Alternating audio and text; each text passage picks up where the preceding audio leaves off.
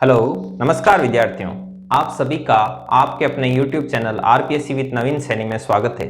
जैसा कि आपने हमारा पहला वाला वीडियो देखा होगा जिसमें मैंने दो नई अनाउंसमेंट की थी। एक तो अर्थमेटिक को लेकर जो सभी प्रकार के कंपटीशन एग्जाम में आपको देखने को मिलते हैं, है ना। तो देखो परसेंटेज, प्रॉफिट लॉस वगैरह आते हैं उसमें अर्थमेटिक में। तो वो हम अर्थमेटिक शुरू करने जा रहे हैं। तो अर्थमेटिक में हमने अपना पहला ही टॉपिक लिया है प्रतिशत, जैसा कि आपको बोर्ड पर लिखा हुआ नजर आ रहा होगा, है ना। आज हम प्रतिशत के बारे में डिस्कस करेंगे। इसके पार्ट बाय पार्ट ढेर सारे वीडियो आएंगे, ठीक है ना। उसमें हम लो टू हाई लेवल की तरफ चलेंगे धीरे धीरे। पहले निम्न स्तर के क्वेश्चन, उसके बाद में धीरे धीरे उच्च स्तर के क्वेश्चन आएंगे और इस प्रकार हम अपना टॉपिक है वो कंप्लीट करेंगे। तो चलिए आज शुरू करते हैं परसेंटेज। आइए समझिए परसेंटेज। प्रतिशत, परसेंटेज को हिंदी में क्या बोलते हैं? प्रतिशत। तो ये नाम से ही स्पष्ट है, प्रतिशत का मतलब प्रत्येक 100 पर, मतलब 100 पर उसकी क्या वैल्यू है, ठीक है। मान लो आपको कोई चीज बोले कि बताइए कि 48 है वो 200 का कितना प्रतिशत है, समझ रहे हो ना। 48 है वो 200 का कितना प्रतिशत है, ठीक है। तब आप क्या करते हो इस क्वेश्चन में? जिसके साथ का आए वो हमेशा बट्टे में कहां पर होगा? नीचे होगा। जैसे 48 200 का, तो ये का किसके साथ है? 200 के साथ है, तो 200 को रखोगे आप नीचे। अब किसके बारे में पूछ रहे हैं? 48 के बारे में, तो 48 को रखेंगे आप ऊपर और इनटू में आप क्या करोगे? 100।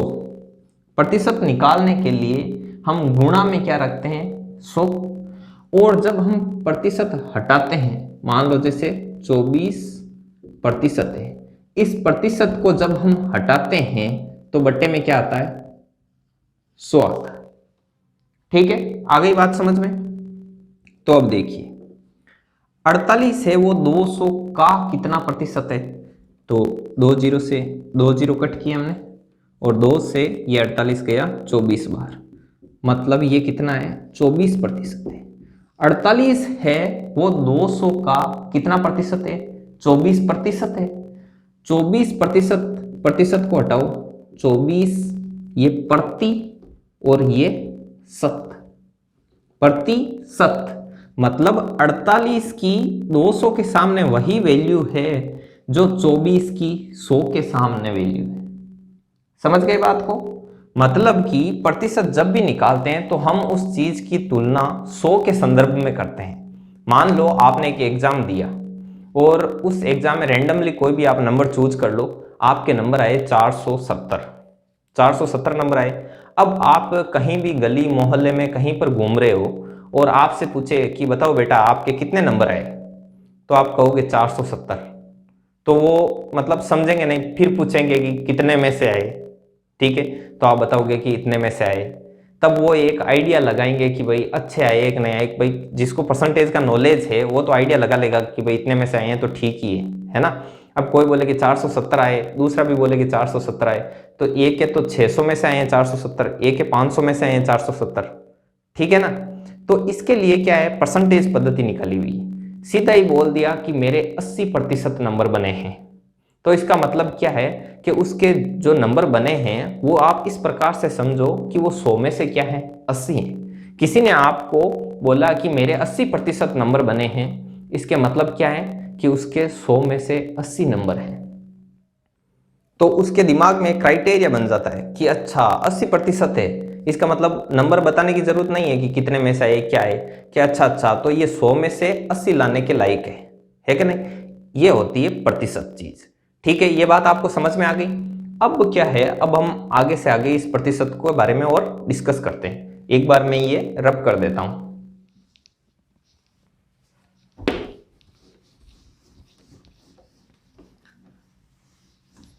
अब देखो प्रतिशत के बारे में और क्या पूछेंगे आपसे। प्रतिशत निकालना हो तो एक चीज ध्यान में रखना, जैसे एक क्वेश्चन है कि आपसे पूछे कि 570 2000 का कितना प्रतिशत है, कितना प्रतिशत है। तो एक चीज ध्यान में रखनी है कि जिसके साथ का आए वो बट्टे में कहां पर आएगा, नीचे आएगा। पहले एक बट्टे का चिन्ह लगाओ। अब का जिसके साथ है वो बट्टे में कहां पर आता है, नीचे आता है, तो यहां पर लिखो 2000। अब जिसको ज्ञात करना है 570 के बारे में मालूम करना है कि ये कितने प्रतिशत है, तो जिसके बारे में मालूम करना है वो आएगा आपके ऊपर। और हमको चूंकि क्या ज्ञात करना है, प्रतिशत ज्ञात करना है। जब प्रतिशत निकालना हो तब गुणा में क्या आता है, 100 आता है। और जब प्रतिशत हटाते हैं, जैसे ये प्रतिशत का चिन्ह है, इसको हटाते हैं तो बट्टे में क्या आता है, 100 आता है। एक बेसिक चीज ये हो गई। अब देखो आपको कहीं कहीं क्वेश्चन में डायरेक्ट लिखा हुआ मिलेगा कि वो चीज उसकी 14.2/7% है, वो चीज उस चीज की 33.1/3% है। तो इस चीज को आपको डायरेक्टली याद रखना है ताकि कैलकुलेशन में क्या हो, आपको ज़्यादा समय नहीं लगे, क्योंकि कंपटीशन एग्जाम में समय का बहुत महत्व होता है। और मेनली आप देख लो, जीके का पोर्शन हो चाहे साइको का हो, सब पोर्शन में लोगों के इतना ये नहीं होता है कि मेरे वहाँ पर टाइम कम रह गया, मुझे पर्याप्त समय नहीं मिला। लेकिन मैथमेटिक्स में आपको अक्सर सुनने को मिलेगा कि मेरे क्वेश्चन छूट गए। क्यों छूट गए? क्योंकि उनकी कैलकुलेशन की स्पीड नहीं होती। वो छोटी छोटी कैलकुलेशन को बहुत ही लंबी प्रोसेस में करते हैं, पूरा लिख लिख के जैसे छोटे बच्चे करते हैं वैसे। ठीक है, तो उस कैलकुलेशन की स्पीड को बढ़ाने के लिए आपको कुछ चीजें डायरेक्ट याद रखनी होगी परसेंटेज में। जो मेन याद रखना है वो मैं एक बार बोर्ड पर लिख देता हूं। ठीक है, तो इसको रब कर देते हैं।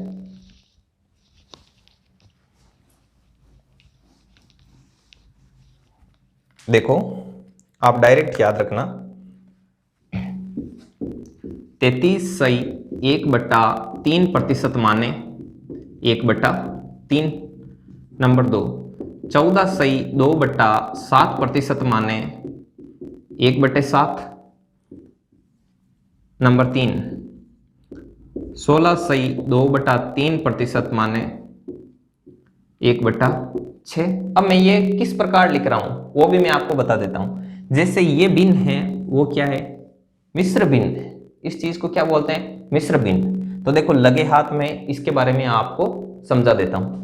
ये जो भिन्न होती है, वो इस प्रकार की जो भिन्न होती है वो सरल भिन्न कहलाती है। क्या कहलाती है, सरल भिन्न कहलाती है। और ये है वो क्या कहलाती है, मिश्र भिन्न कहलाती है।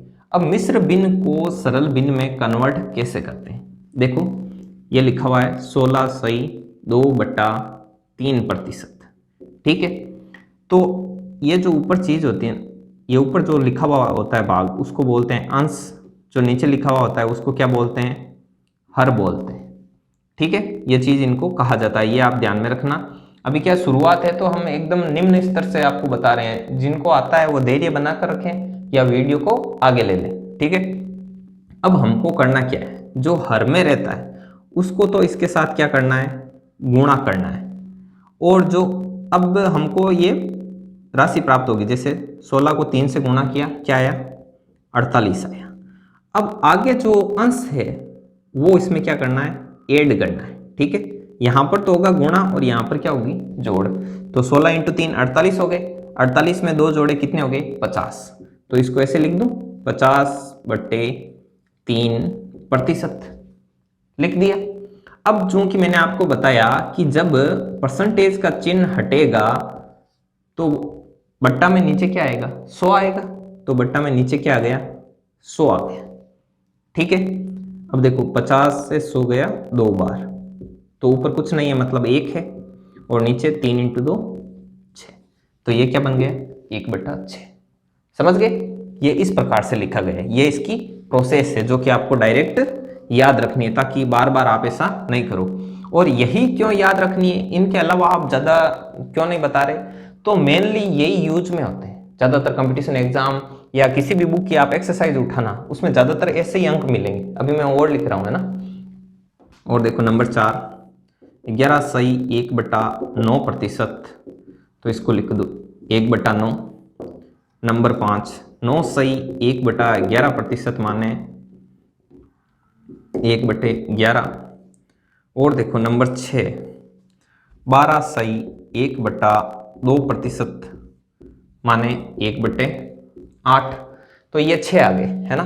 मेनली आप ये ध्यान में रखना, 1-2 और लिख लो, जैसे 66.66%। वैसे इसको ऐसे भी लिख सकते हैं, जैसे ये 33.1/3% है ना, इसको ऐसे लिख सकते हैं 33.33%, है ना। ये 66.66% है, इसको ऐसे भी लिख सकते हैं 66.2/3 वगैरह, है ना। तो 66.66% है, इसको आप ऐसे लिख लो 2/3, ठीक है। तो ये डायरेक्ट आप नोट कर लेना अपने नोटबुक में और इनको याद रखना है। अब आप नोट्स बनाओ ना, तो पहले बात तो आपको नोट्स बनाए हुए मिल जाएंगे, पीडीएफ है वो टेलीग्राम पर मिलेगी आपको, और टेलीग्राम का जो लिंक है वो आपके डिस्क्रिप्शन में और कमेंट बॉक्स में पिन किया हुआ है, मेरी तरफ से कमेंट बॉक्स में डाल के पिन किया हुआ है उसको, वहां से आप टेलीग्राम ग्रुप को ज्वाइन कर लेना। वहां पर आपको प्रत्येक वीडियो का लिंक और उस वीडियो में जो मटेरियल है उसकी पीडीएफ उसके जस्ट नीचे मिलेगी आपको, ठीक है। तो ये काम आप ये कर सकते हो कि आप साथ के साथ नोट करो, और यदि आप साथ के साथ नोट करने में असमर्थ हो तो आप उस पीडीएफ का प्रिंट निकलवा लो, या फिर उस पीडीएफ को वीडियो देखने के बाद में नोट कर लो, ठीक है। अच्छे से नोट्स बना लेना जैसे कि पीडीएफ में आपको बताए गए हैं। चलो इसको रब करते हैं। अब देखो ये तो हुई इस चीज की बेसिक जानकारी। अब देखो टॉपिक को पहले पढ़ाने का भी अपना एक लॉजिक है, क्यों? क्योंकि इसके बाद में हम प्रतिशत के बाद में पढ़ेंगे लाभ हानि, लाभ हानि के बाद में पढ़ेंगे ब्याज वगैरह, साधारण ब्याज, उसके बाद में चक्रवर्ती ब्याज, उसके बाद में आगे से आगे टॉपिक चलते जाएंगे। तो प्रतिशत पहले क्यों पढ़ाया? क्योंकि प्रतिशत हर टॉपिक में किसी ना किसी प्रकार से अटैच है। अब आप प्रॉफिट लॉस पढ़ लो, सीधा ही बोलेंगे कि राम को 20% का लाभ हुआ, राम को 16.2/3% का लाभ हुआ, सीता को 14% की हानि हुई। तो अब आपको परसेंटेज ही मालूम नहीं है तो किस बात की लाभ और किस बात का हानि, ठीक है, समझ गए। अब हम ये बेसिक जानकारी हो गई, और भी जो बीच बीच में टर्म्स आएगी, जो टर्म्स आपको ऐसे लगे कि ये इससे कैसे कन्वर्ट हो गया, तो वो वहीं पर आपको बता देंगे, ठीक है ना। अब छोटी छोटी जानकारी आपको बताने की मैं सोचता हूँ कि ज़रूरत नहीं है, जैसे कि 0.6 लिखा हुआ है तो पॉइंट को हटाते ही बट्टे में 10 आता है, तो और जैसे 0.06 है तो पॉइंट को हटाओगे तो पॉइंट के बाद में जितनी संख्या है उतने क्या आ जाएंगे, 0 आ जाएंगे। तो ये छोटी छोटी चीज़ें हैं, है ना, ये लगभग सभी को आती है, नहीं आती है तो भी बीच बीच में और बता देंगे आपको, ठीक है। अब हम सीधा ही आते हैं अपने कंटेंट पर, जो कंसेप्ट वगैरह है वो आपको क्या पढ़ने हैं। तो देखिए आपको पहला ही कंसेप्ट बताता हूं मैं, आप कंसेप्ट नंबर 1, कंसेप्ट नंबर 1 ये है। अब आपको डायरेक्ट है ना मक्खन मक्खन बताया जाएगा, फालतू में एक्स मानना वगैरह कुछ नहीं है। मैं जो भी क्वेश्चन बताऊंगा आपको जिस भी टाइप को लेकर, उसमें लगभग 90 से 95% क्वेश्चन 100 मानकर किए हुए हैं। किसी भी चीज को 100 मान लिया, जैसे प्रॉफिट लॉस पढ़ाएंगे उसमें भी सीपी को 100 मान लिया, ब्याज को 100 मान लिया, जो भी है 100 मानकर, ठीक है। मेरा ये अपना तरीका है और आप इसको फॉलो करना, इसमें समय बहुत कम लगता है, मैंने भी इस चीज को आजमाया है, ठीक है। तो चलिए अब नंबर 1 कंसेप्ट में क्वेश्चन किस प्रकार से आते हैं, जैसे आपको सीधे क्वेश्चन पर आते हैं, इसको आप टाइप 1 भी कह सकते हो, है ना। मैं आपको टाइप वाइज बताऊंगा, जैसे आपको एक टाइप बताई, टाइप फर्स्ट, मतलब ये सबसे लो क्वालिटी की टाइप है। अब इस टाइप के मैं आपको 2 क्वेश्चन करवाऊंगा, प्रत्येक टाइप के 2 क्वेश्चन। ऐसे देखो क्वेश्चन अपार हैं, आप करते ही जाओ चाहे।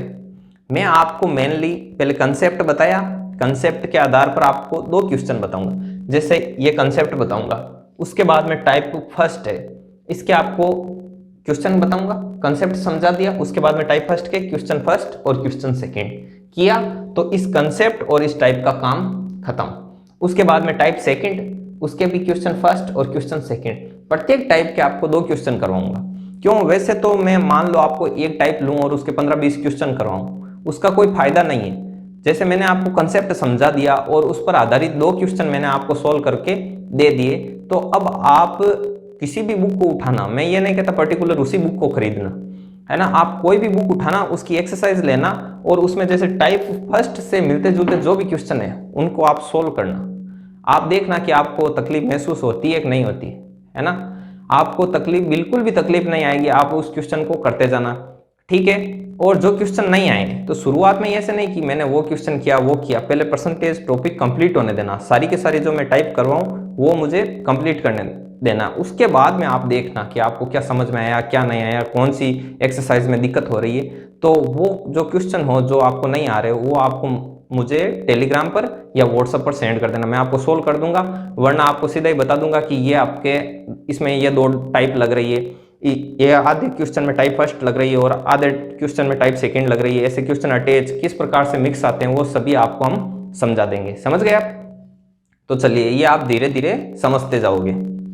अब देखो कंसेप्ट नंबर 1, पहला कंसेप्ट क्या है इसको मैं सीधा बताऊं। टाइप फर्स्ट का आपके पहला ही कंसेप्ट, जैसे कि कई बार आपको क्वेश्चन देखने को मिलते हैं, जैसे एक क्वेश्चन है कि हमने किसी चीज में कोई भी वस्तु ले लो, कोई भी संख्या ले लो, उसमें सैलरी ले लो, मान लो सैलरी बताते हैं कि राम की सैलरी थी, मान लो राम की सैलरी शुरुआत में 20% बढ़ी को देखो मैं एरो ऊपर की तरफ रखूंगा, ठीक है। राम की सैलरी 20% बढ़ी, उसके बाद 20% कम हो गई।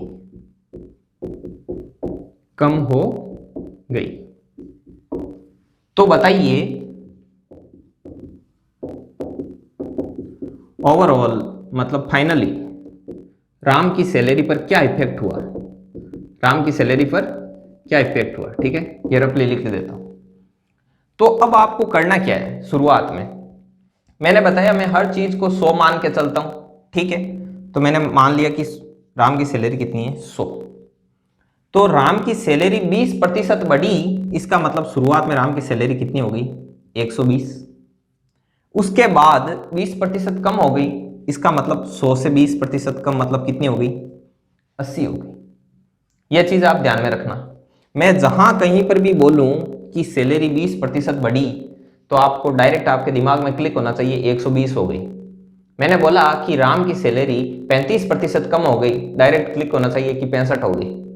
समझ गए आप? अब आपको करना क्या है, राम की सैलरी 20% बढ़ी मतलब कितनी हुई, 120, ठीक है, ये एरो लगा देते हैं। अब आगे क्या प्रोसेस हुई, उसके लिए गुणा का चिन्ह, उसके बाद 20% कम हो गई मतलब कितनी हो गई, 80 हो गई। अब बट्टे में क्वेश्चन खत्म। अब तो बताइए ओवरऑल राम की सैलरी पर क्या इफेक्ट हुआ। तो अब देखो ऊपर जितनी बार संख्या आई है उससे एक बार कम नीचे क्या लिखना है, 100 लिखना है हर में। तो यहाँ 100 कितनी बार लिखेंगे, एक बार, क्योंकि ऊपर संख्या कितनी है, 2 है, ठीक है।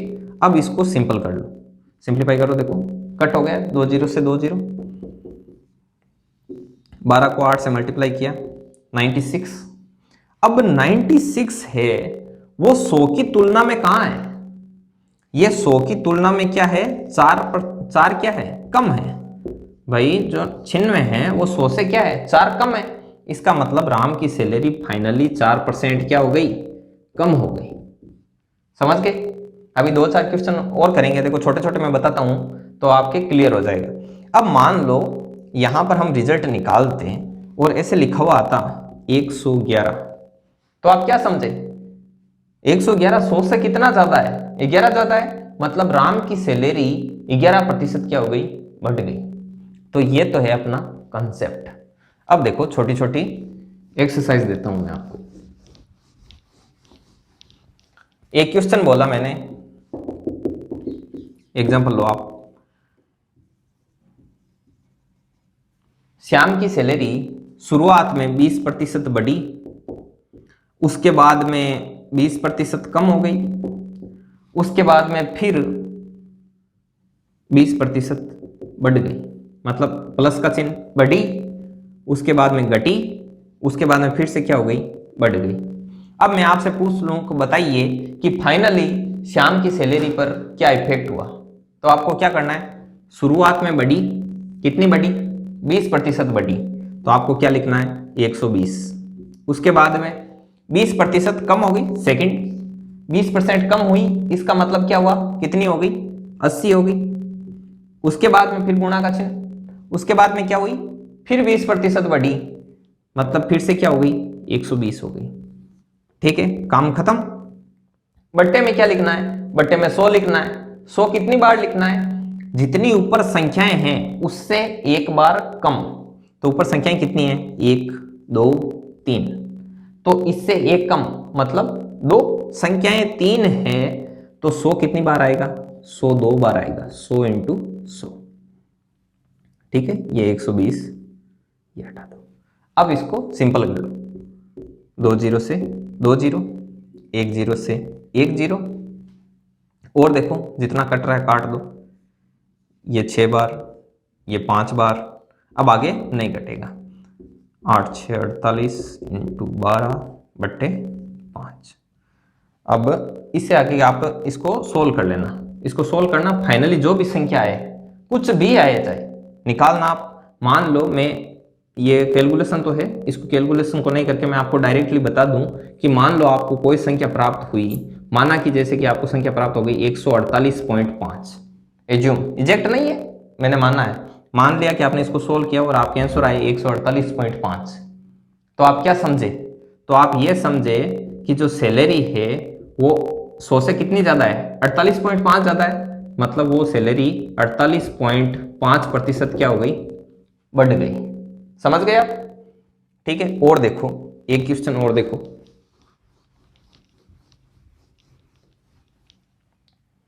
जैसे कि आपको एक क्वेश्चन देते हैं कि किसी वस्तु में शुरुआत में 30% की वृद्धि होती है, 30% की क्या होती है, वृद्धि होती है, और उसके बाद में 20% की कमी हो जाती है, उसके बाद में 20% की क्या हो जाती है, कमी हो जाती है।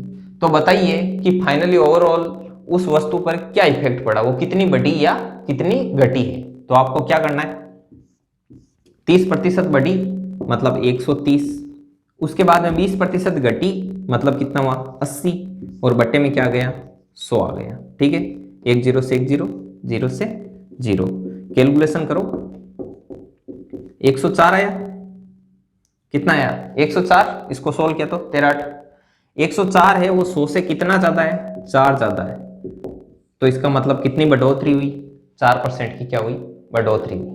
ठीक है, अब इससे रिलेटेड जो क्वेश्चन है वो मैं आपको दे देता हूं। ठीक है, तो क्वेश्चन लिखते हैं,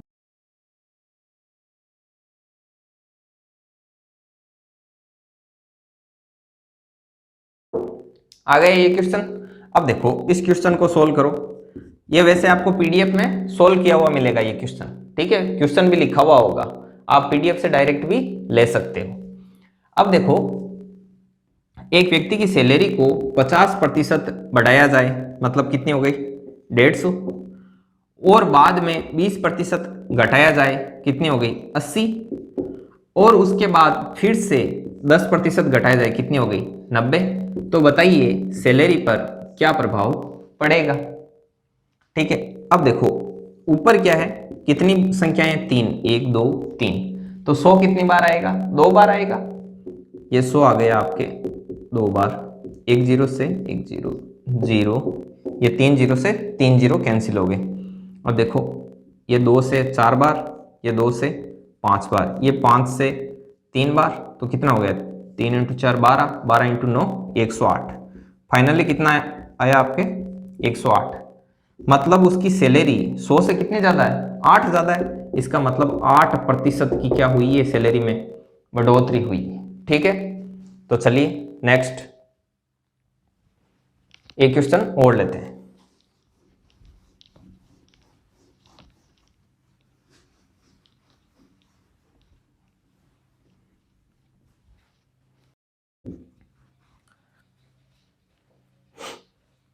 आइए, ये क्वेश्चन आ गया आपके सामने, क्वेश्चन नंबर 2 है।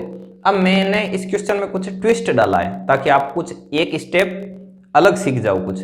ये तो कंसेप्ट आपने समझ लिया, और हल्का सा परसेंटेज का आप एक ट्विस्ट है वो आप और समझ जाओ, जो कि आगे के क्वेश्चन में आधार के रूप में कार्य करेगा।